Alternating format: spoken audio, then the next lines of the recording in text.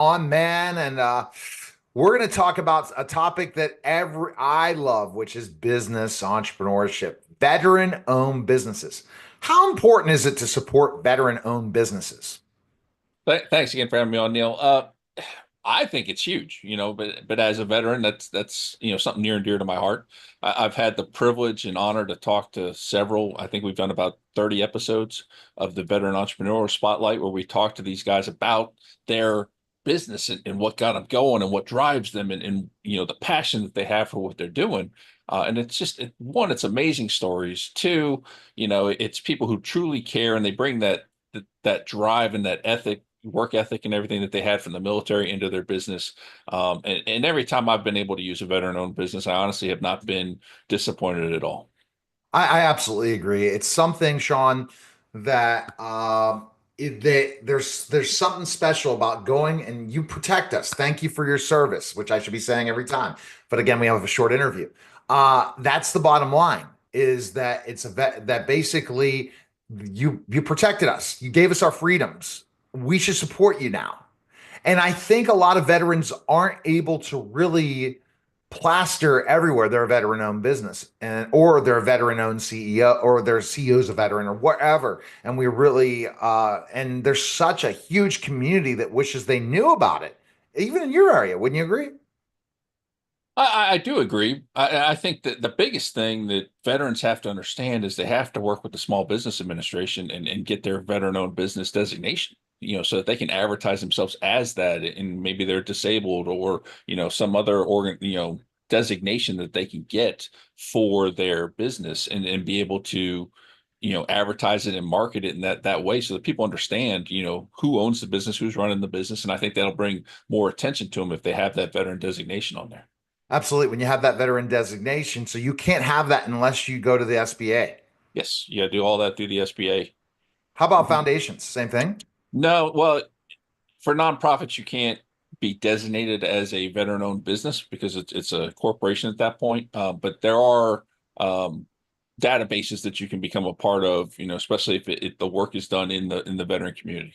Okay. Let's delve into specifically enough. What have you learned since you've been interviewing entrepreneurs that are veteran-owned businesses? What kind of special things touched your heart about it?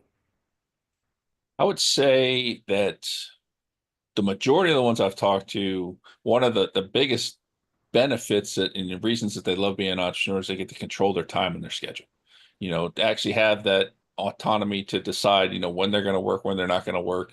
And most of those that love the time also understand the risk side of it and the fact that, you're responsible for all the money too. So if you're not working, you're not bringing in any money. So they're able to learn that and balance that. And it's really a neat juggling act to see them work through and understand. And the other big thing that sticks out to me is the passion that every one of them is in something that they are just hugely passionate about and absolutely love what they're doing.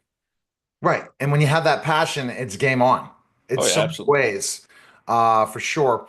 And I guess the thought process is every veteran should consider entrepreneurship, especially if they're having a pension, like they made it through the whole retirement process, and they want to build something that is theirs.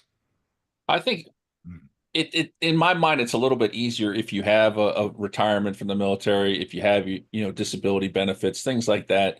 It does make it a little easier because money then isn't put food on the table or not put food on the table type of thing potentially, if you've managed your money the correct way. So it does provide you, that a little bit of a nest egg to work with and take a little bit of that stress off your shoulders. um, but I'd also say that during transition, one of the courses that's offered is Boots to Business, and it's a phenomenal course. And I think every service member should go through it, whether you're thinking about starting a business or not, because they're going to walk you through a bunch of the basic stuff, get you thinking about some things, and really help you decide, or at least put more thought into whether or not you want to start your own business. And from there, there's a whole bunch of other classes and things that you can take. There's, most states, I think it's 32 states have a vector program, a VBOB. Um, I cannot remember the acronym right now. But going through the SBA, they have all that stuff. So you can contact them, you can find your local rep, and you go work with them, and they're going to help you. They have all this information that is going to be free to you. They have a whole bunch of training that's going to be free or discounted or whatever. So take use of all these resources that we have available to us.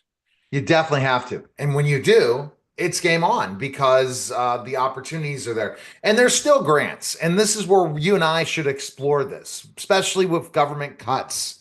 How many government cuts have happened to the military? A good conversation to have without getting political about it, but to understand there is still money available for vets, right? When they're transitioning, especially as entrepreneurs, right? Oh, absolutely. And that's one of the benefits of doing the Boots to Business course is you just getting that certificate, or not certification, but that certificate that says you went through the course opens you up to SBA grants or loans. So it's a pathway to help with funding. So that's one of the reasons why I recommend that course, because it automatically puts you in that eligible pool. But yeah, of course, there's money out there. I know it's scary times, and people are, you know, I would say nervous to try new things, but the opportunities are still there. And if you have a solution to a problem, I encourage you to chase it. And the work ethic of military is above anything because you had to have that work ethic to stay in the military and keep going, right? Oh, absolutely. I talked to one guy who said he didn't take any additional training. He didn't go to any special courses to help him learn how to do his business. Everything that he does in his business and how he built his business that's been going over 10 years now, he learned in the Marine Corps, and he applies those principles to what he does. So he has that drive, he has that discipline, and that really just, helps him do everything he has to do to manage his business and make it successful. All right, best place to go. BetSOSpodcast.com. All right.